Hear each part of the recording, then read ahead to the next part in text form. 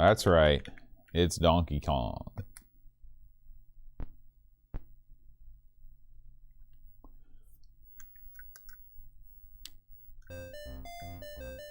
So this was a game that I did not have as a kid. I never played Donkey Kong until I was much older.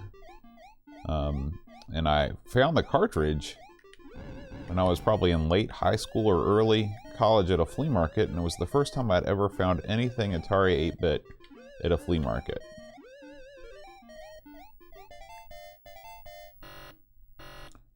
Stranger Things is more similar.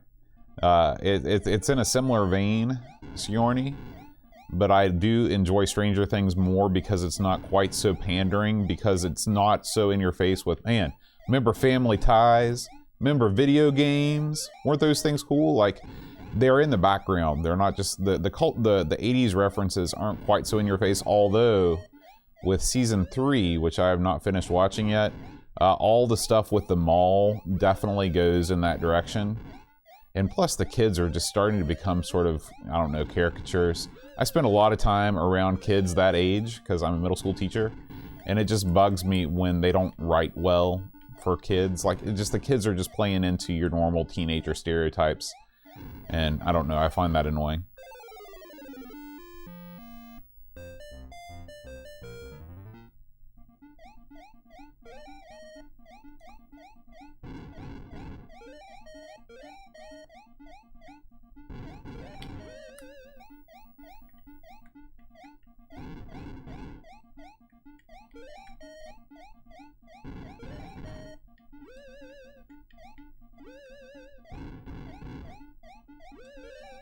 Ah, I thought I could beat him up there.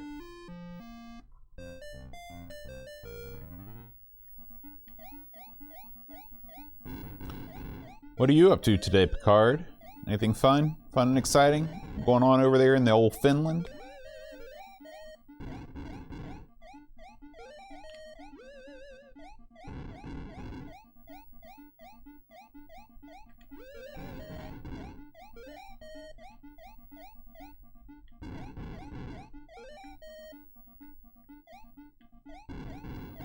And I don't think... Okay, you can destroy these things with the old hammer, so that's good.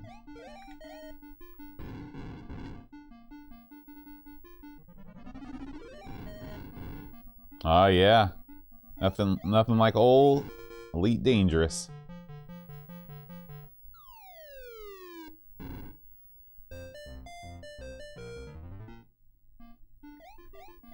I like watching pro wrestling because it's something I can engage Aaron in. Aaron knows a ton about pro wrestling, and I enjoy diving through his vast array of knowledge. And Aaron is also fun to watch it with because he's quick to point out the folly.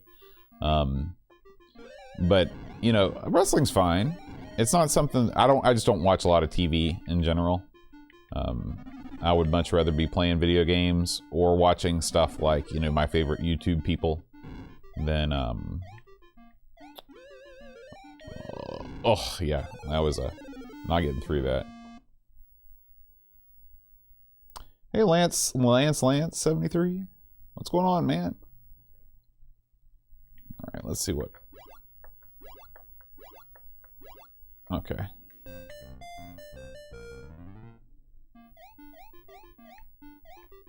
I'll tell you what I like, and it's very similar to the reason why Aaron likes wrestling, is I like a lot of the gymnastic aspects of it. You know, I know that nobody is really getting hurt.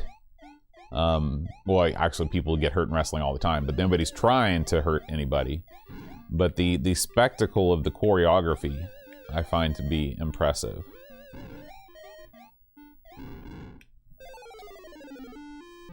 I think I've set this thing at a level of difficulty that's too high. Let's try this again. Yeah, the barrel is what I want. I think I picked the... Yeah, you know, probably the most interesting I ever was during the Monday Night Wars. I had a group of buddies in high school that would watch it, and we'd get together. And it was a social thing. It's like everything in my life. Like, video games, like, I enjoy video games because it's a social experience. Even if you're not doing co-op, you're still talking about it. You're part of a community, you know. But we would get together and watch Thunder and Nitro. We were all WCW at the time. I was never a big WWF guy in the modern Attitude era. I sort of went from like the classic NES or the classic 80s, you know, Hulkamania, to not caring about wrestling for a long time. And then when Flair, well, really when everybody jumped ship to WCW and the NWO and all that stuff was going on. And then my cousin married a WCW referee, and my cousin was actually a producer that worked for Ted Turner. And so she got us tickets to pay-per-view, and that was cool. And so yeah. Hey Pix, how's it going? Welcome, welcome.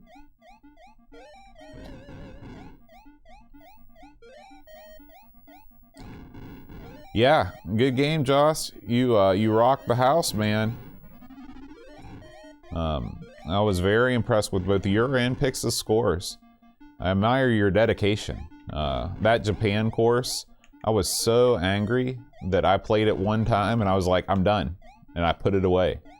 Because I can't stand to be doing that well, just to be thwarted by the last 3 holes. One of the things that I think could really put the Switch version over the top is if they rework the game to include a practice menu. It would just let you select the hole and just practice that hole. I still don't understand how some of the short par 3s over water work. How elevation plays into distance and things like that. Because that was one aspect of the game that I could never wrap my head around.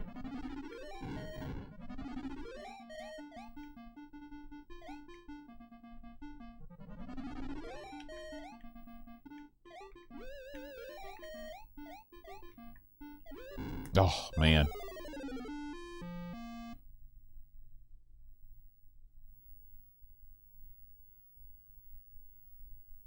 All right, I wonder if 125,000, I'm going to write 10,800 there.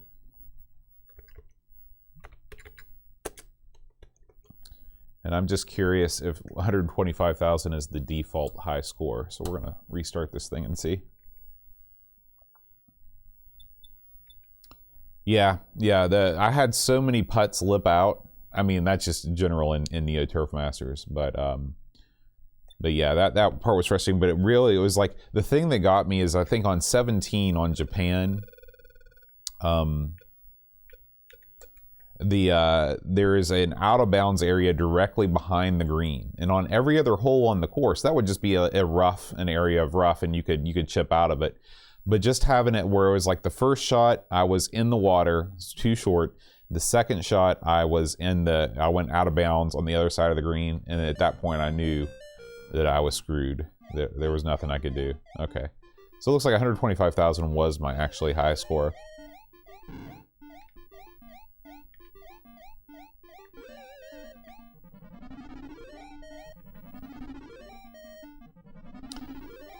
Yeah, man.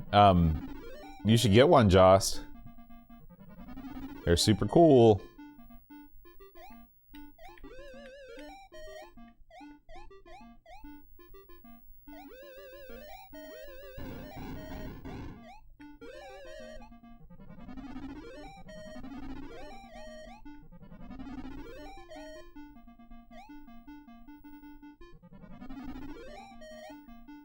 Yeah, you gotta really know when to lay up in that game. That's probably the biggest tip.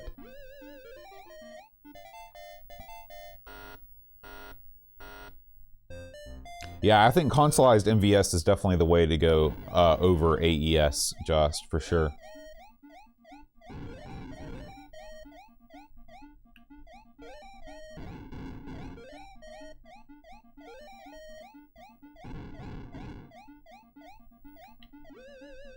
Oh!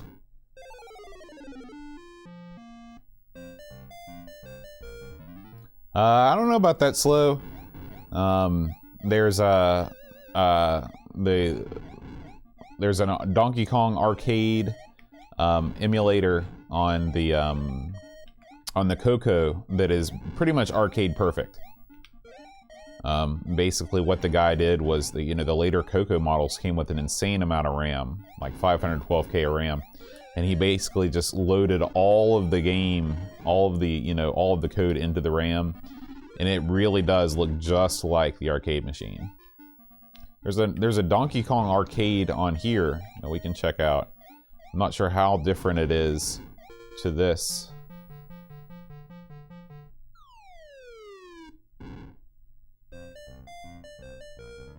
Coco's great, Joss. Get yourself an MVS, get yourself a Coco, then you'll be sitting pretty.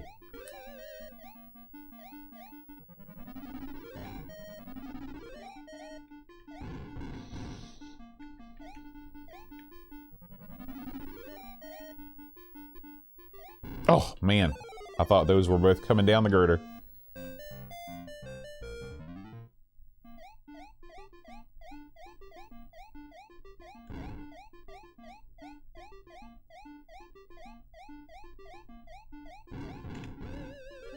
Nope.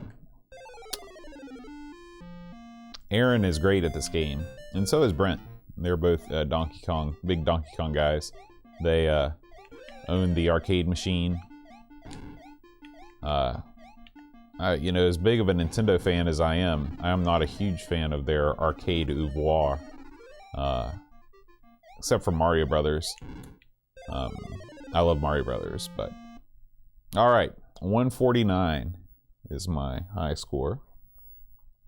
I'm going to record that.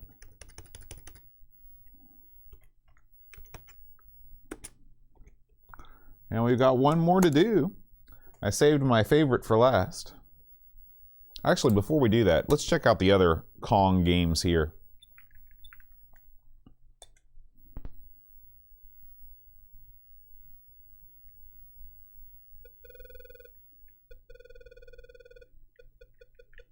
Did any of you guys know anybody that, let's check out this demo first. I hope this is not racy. I also wonder if this is only just the screen.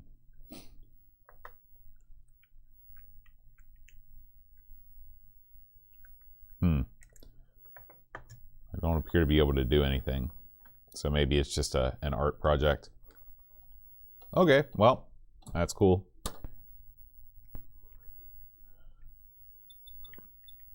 Yeah, I knew you were a Coco guy, Slow. Of course, the Coco 3 is the only thing that Donkey Kong emulator will run on.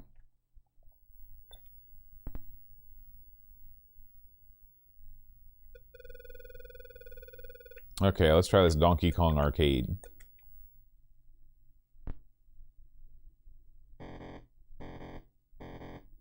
Okay, so we got the original sound. Oh yeah. How's the, is the music level okay, guys? Can you hear it okay?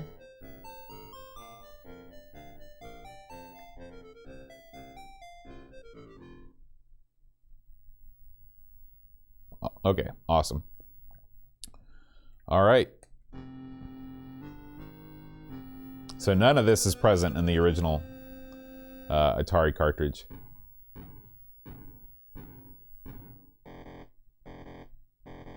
Pauline, huge in this game, or Donkey Kong, tiny. I'm going to go with Donkey Kong, tiny. What's impressive about this is this will run on a stock, Atari machine. You don't need to have like the ultimate, like the 130XE or something.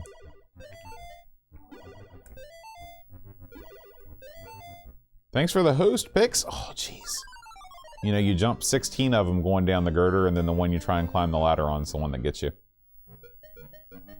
Hey, Rule of Thirds, how's it going?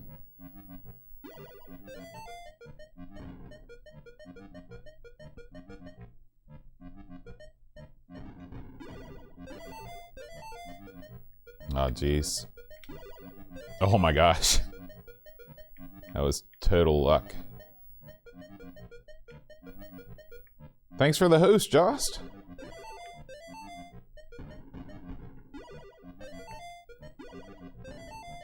Yeah, so that's pretty impressive. I feel like I'm playing the arcade machine. Still, I don't think it's the right number of girders.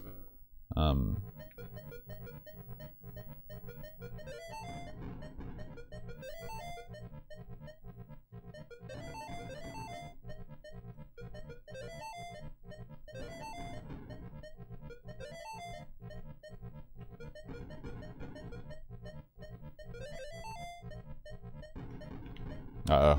I'm in trouble.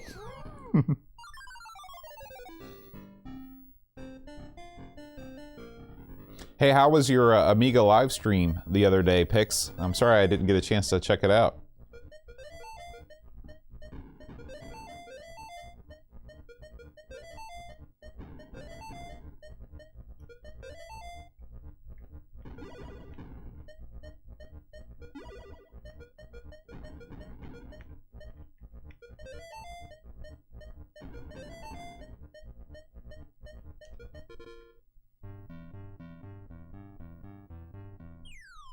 This is on the Atari 1200 XL, the Atari 8-bit system.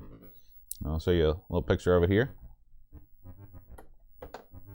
Before I die.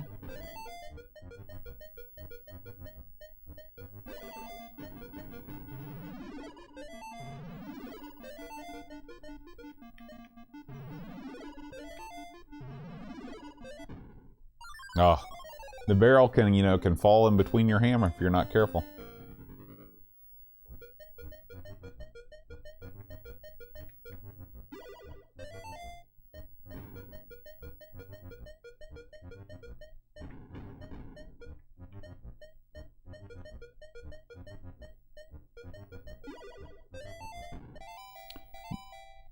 Jost, you're in Sweden, right?